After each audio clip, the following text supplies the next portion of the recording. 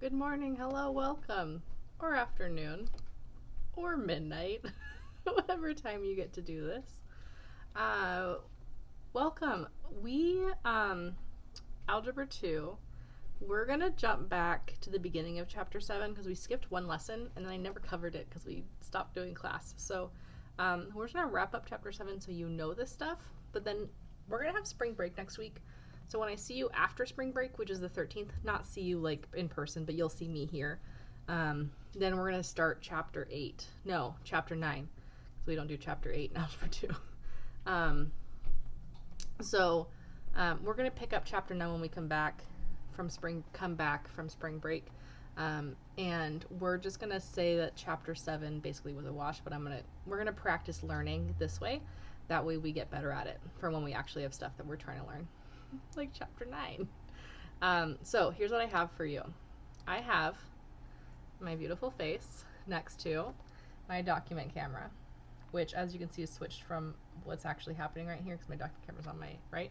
But what I'm going to be doing is I'm going to be taking the notes. I'm going to be talking to you like we're in class. And then after class, I'm going to post the notes and the assignment online. And the assignment's on the end of my YouTube video too. So we're just going to practice like this. So 7th period knows we're on page 52. 8th period probably thinks we're on 51 because I didn't teach you that last day. Remember, I asked you, and 7th period said, heck yeah, we want to learn something, let's be normal. And 8th period was like, please, can we have a work day? I was like, sure. So you missed a lesson that is solving equations. You can totally do it. I'm just going to start at 52. That way I don't confuse myself later. I'm just going to leave myself a blank page. This is my Chapter 8 notebook, so I'll just know. I won't. I'm going to forget totally, but we'll be fine. So this is direct and inverse variation. I would switch them, these two screens, but there's more of me showing than that's not here. There's more of the page showing, so it won't work. I wonder if I'll figure it out for next time, though, because it's kind of weird that I'm looking this way and writing this way, but it's fine. I'll figure it out. It'll be okay. I can flip my screen. No, that'll confuse me too. So we're going to do direct and inverse variation. So direct variation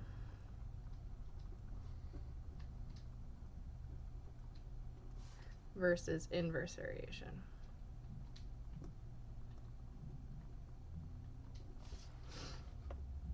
We're going to make a Versa paper on here. So direct variation says as y goes up, x goes up. As y increases, x increases.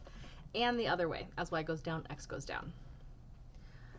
For an inverse variation, as y goes up, x goes down.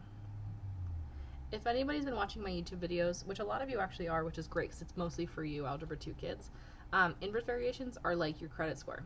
The higher your credit score, the lower your interest rate. So that's an inverse variation.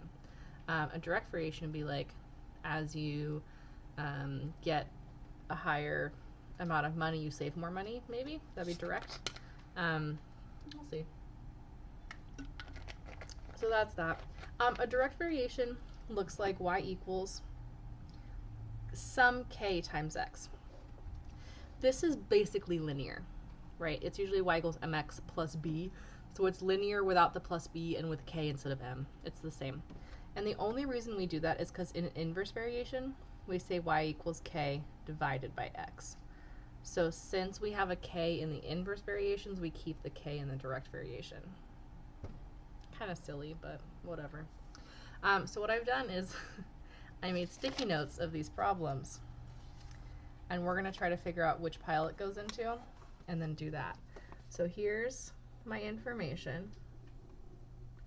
And then we're going to split these down the middle. So let's say y equals negative 1 over 4x. As I put bigger and bigger x's in here, this number is going to become a bigger and bigger fraction. So that's an inverse variation. I can also see that it's y equals something divided by x. The something's 1/4 divided by x, but that's okay. So what we're going to do is we're going to have examples down here.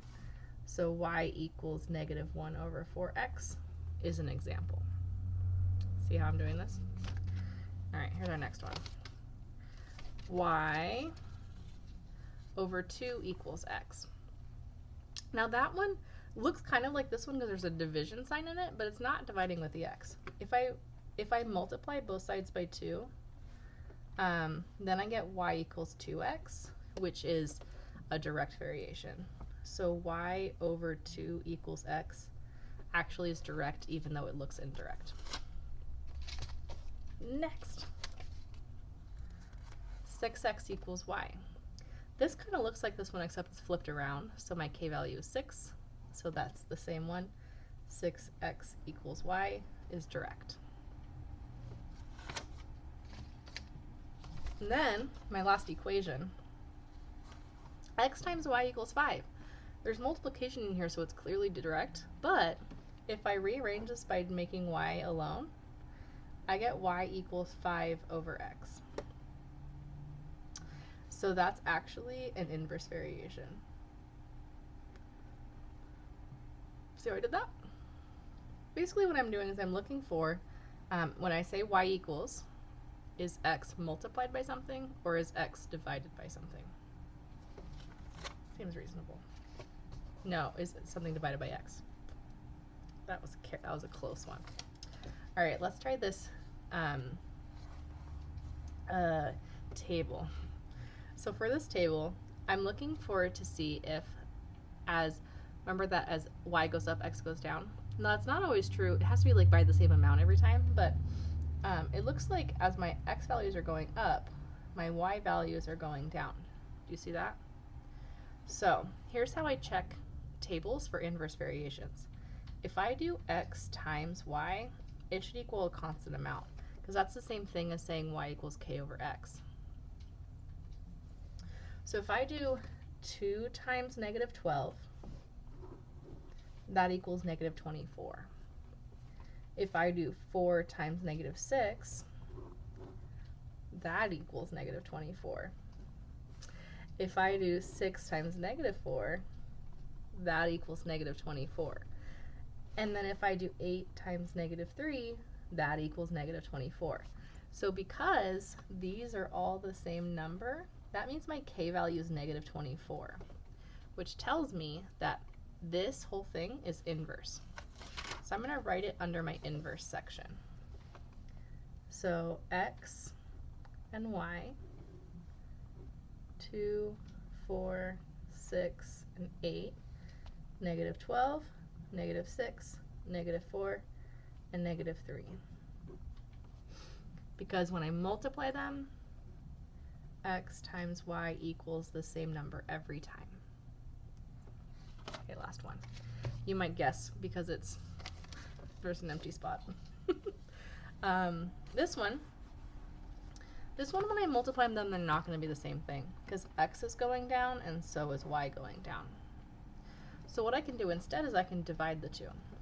So if I do y divided by x, it should equal the same number every time. That's a direct variation. Now I know what you're going to ask me, and you're probably going to ask me yourself out loud because I can't hear you right now. Why is it y divided by x is direct when you said it was something times x? Well, if I do y equals k times x, and I divide both sides by x, then I get this equation that I just told you. So that's direct variation. So let's try it. 20 divided by negative 4, that's negative 5.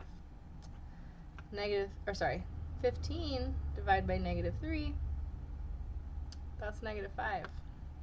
10 divided by negative 2, that's negative 5. And 5 divided by negative 1, that's negative 5.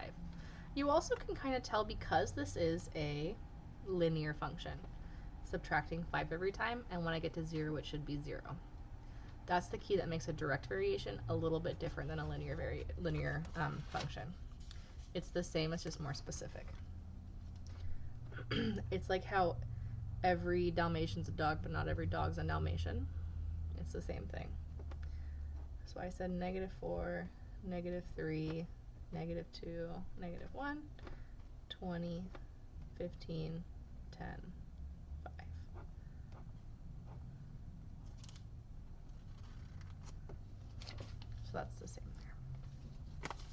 Cool. Now, naturally, that's not the end.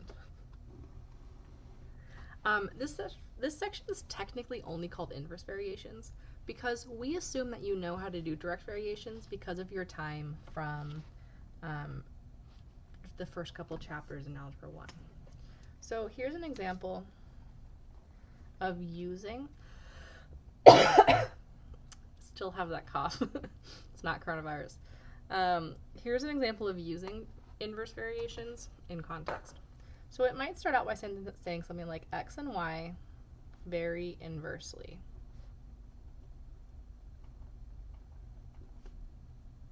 Cool. So it's an inverse variation. Neat. And y equals 4 when x equals 3. We want to write an equation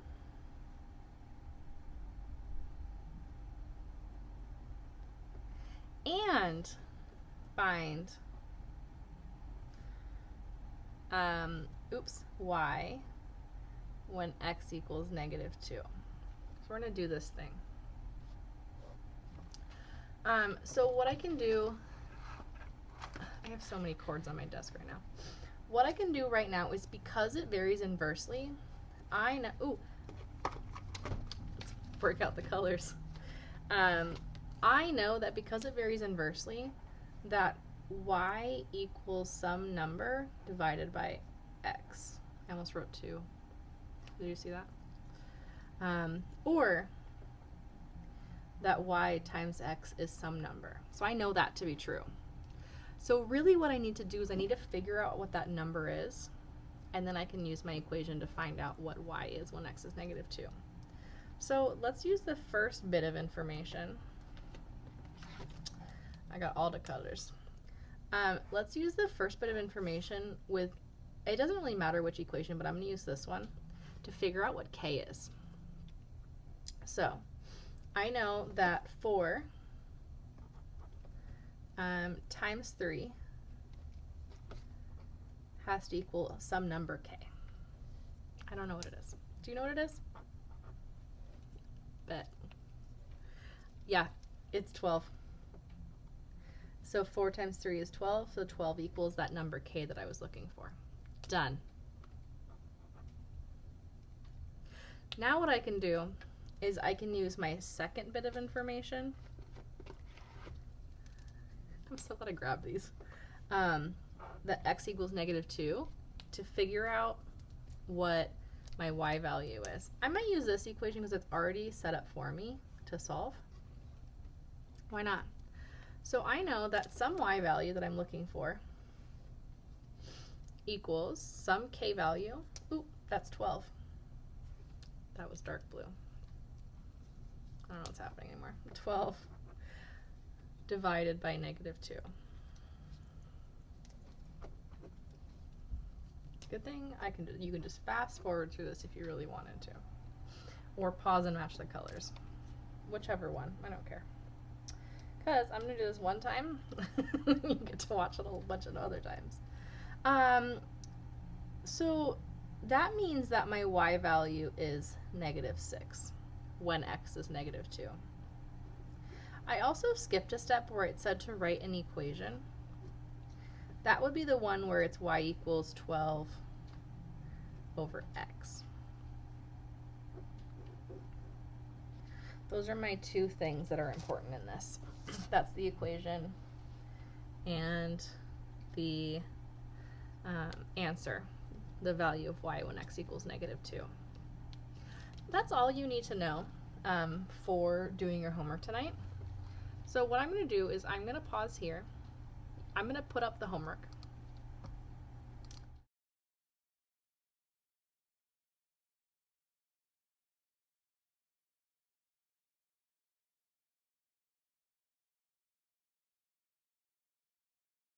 Ooh, I closed the internet. Shoot. Oh, there it is. bigideasmath.com. Now, I had to sign in when I showed my Algebra 1 class this, but let me see if I can do it again without showing you, or without needing to do that twice, because it's in guest mode. Maybe it'll forget. All right, so if you go to bigideasmath.com and press login with Clever, it already has your information saved. Because it's tied in with your Skyward, I can't undo this. So if you press login with Clever, it'll ask you for your school district. You'll do Mount Vernon, and then it'll ask you if you're in Mountain Vernon, and you'll just say yes, because somebody made a mistake once, and it's fine. Mistakes are made. And then this is my version. It's not what you'll see. This is all of my stuff. But you should be able to go to assignments, and it'll show up here as your assignment. That's my Algebra 1. Here's yours. The other option, as I said, though, would be to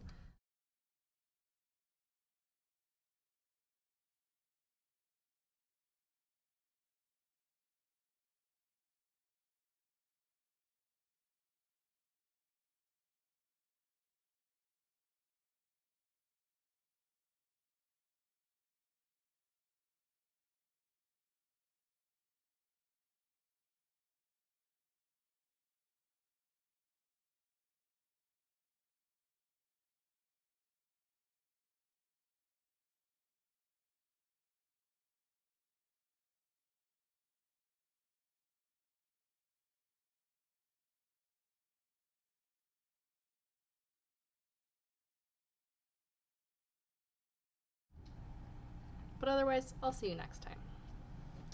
All right, let's do a bonus example. It's all the same information. So it says x and y vary inversely, and so I'm going to say vary inversely, and it says x equals 6 when y equals -1. When x equals 2, what does y equal? That's what it's asking. It uses all of the same words as my last example, but I didn't really feel like writing it out twice. So sue me. So, same process. I'm going to do y times x equals k. So -1 times 6 equals -6. That's k. That gets me the equation y equals -6 divided by x. And then I can plug in 2. Y equals -6 divided by 2. Why is there no space there? Y equals -3. So there's my equation, and here is my solution when x equals 2. Not too bad. I might go back and annotate really quick. Why I said the things that I said. Equals -5.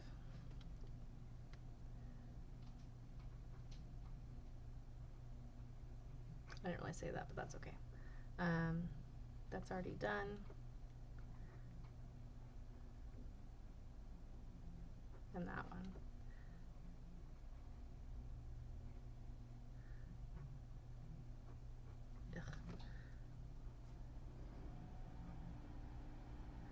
And then k is a constant.